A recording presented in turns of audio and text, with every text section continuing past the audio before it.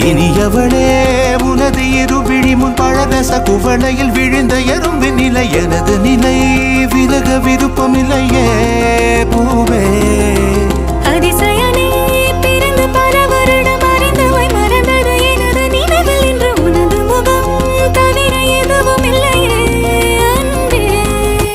வேறாரும் வாழாத பெருவாழ்விது நினைத்தாலே மனமெங்கும் மழை தூவுது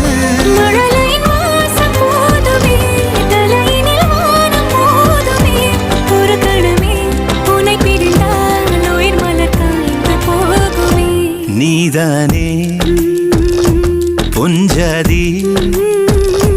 நானே உன் சரிபாதி நீதானே பொஞ்சாதி